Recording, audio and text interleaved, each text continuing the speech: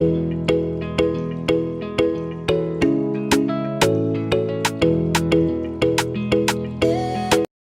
The topic is haemolytic anaemia.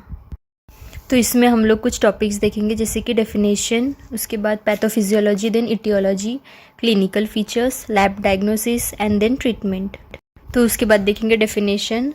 अगर RBCs का rate of destruction बढ़ रहा है तो उसकी वजह से जो एनीमिया होता है उसको बोलेंगे हीमोलाइटिक एनीमिया। अब उसका देखेंगे पैथोफिजियोलॉजी। नॉर्मल लाइफ स्पैन जो होती है आरबीसी की वो 120 डेज़ की होती है। तो इसमें क्या होता है, शॉर्ट हो जाती है और बोन मैरो की जो सेल्स होती है वो इनकेपेबल हो जाती है आरबीसी का प्रोडक्शन करने के लिए, जिसके वजह से होता है टिश्यू एनॉक्सिया, मतलब बॉडी को प्रॉपर ब्लड नहीं मिल पाता है, जिसके वजह से इरिथ्रोपोइटिन का आउटपुट बढ़ जाता है। अब इरिथ्रोपोइटिन ये हार्मोन है जो कि स्टिमुलेट करता है आरबीसी का प्रोडक्शन बोन मैरो से। तो अगर आरबीसीज का काउंट कम हो रहा है तो इरिथ्रोपोइटिन बढ़ जाएगा to compensate the RBC production in the body. अगर डिस्ट्रक्शन बहुत हो रहा है और बोन मैरो उसको कंपनसेट नहीं कर पा रही है तो उसके वजह से हीमोलाइटिक एनीमिया हो सकता है। This is the pathophysiology of haemolytic anaemia. अब उसके देखेंगे इटियोलॉजी। दो तरीके की हो सकती है, या तो इंट्रा इरिथ्रोसाइटिक एस्पेक्ट हो सकता है या फिर एक्स्ट्रा इरिथ्रोसाइटिक एस्पेक्ट हो सकता है।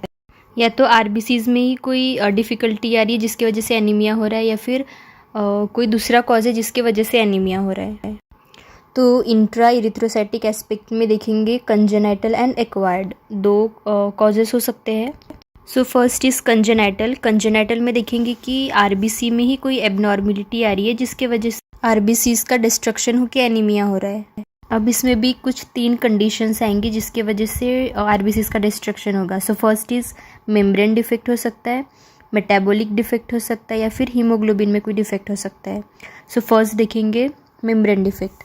मेम्ब्रेन डिफेक्ट में भी कुछ कंडीशंस ऐसी है, जैसे कि हेरिडिटरी स्फीरोसाइटोसिस देखेंगे, हेरिडिटरी इलिप्टोसाइटोसिस, स्टोमेटोसाइटोसिस, अकैंथोसाइटोसिस। ये कुछ कंडीशंस है जिसके वजह से मेम्ब्रेन में डिफेक्ट आके आरबीसीज का डिस्ट्रक्शन होता है और एनीमिक कंडीशन पॉसिबल होती है। उसके बाद सेकेंड इज़ मेटाबॉलिक डिफेक्ट, मतलब मेटाबॉलिज्म होने के टाइम पे कुछ इंजाइम्स की डिफिशियंसी की वजह से अगर कुछ हो रहा है तो मेटाबॉलिक डिफेक्ट की वजह से आरबीसीज का डिस्ट्रक्शन हो सकता है। उसके बाद देखेंगे हीमोग्लोबिन डिफेक्ट। अगर कोई हीमोग्लोबिनोपैथीज हो रही है, जैसे थैलेसीमिया हो रहा है, तो उसके वजह से अगर डिस्ट्रक्शन हो रहा है आरबीसीज का तो एनीमिक कंडीशन हो सकती है। उसके बाद देखेंगे एक्वायर्ड में। तो उसमें हो सकता है आरबीसी का फ्रेगमेंटेशन हो रहा है, अगर कोई इन्फेक्शन हो रहा है, क्लोस्ट्रीडियम वेल्चाई की वजह से हो रहा है, माइकोप्लाज्मा की वजह से हो रहा है, अगर कोई केमिकल्स है, ड्रग्स है, ऑक्सीडेंट ड्रग्स हो रहे हैं, या फिर नाइट्राइट्स है, कोई बर्न्स है, उसके वजह से भी आरबीसीज का डिस्ट्रक्शन हो सकता है। उसके बाद देखेंगे second is extra erythrocytic aspect, मतलब आरबीसीज को छोड़ के अगर दूसरी कोई प्रॉब्लम आ रही है तो उसके वजह से डिस्ट्रक्शन होकर अगर एनीमिया हो रहा है तो वो एक्स्ट्रा इरिथ्रोसाइटिक एस्पेक्ट में आ सकता है। जैसे कि अगर कोई मैकेनिकल हो गया, प्रोस्थेटिक हार्ट वॉल्व लगा दिए, अगर कोई ड्रग्स है जैसे कि डेप्सोन हो गया, या अगर कोई मलेरियल इन्फेक्शन हो रहा है तो एनीमिक कंडीशन हो सकती है।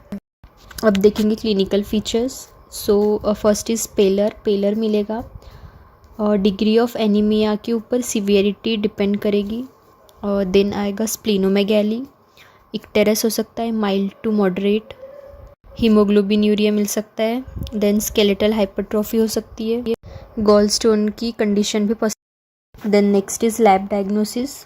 सो ब्लड एग्जामिनेशन में देखेंगे सीरम बिलिरुबिन लेवल बढ़ा हुआ मिलेगा, यूरिन यूरोबिलिनोजन इज़ रेज्ड, और रेट ऑफ बिलिरुबिन प्रोडक्शन भी बढ़ जाएगा, then red cell life span भी कम हो जाएगी, देन हेप्टोग्लोबिन्स का लेवल भी डिक्रीज हो जाएगा, एंड सीरम एलडीएच बढ़ा हुआ मिलेगा। फिर देखेंगे management. Folic acid 5 mg daily use करना है।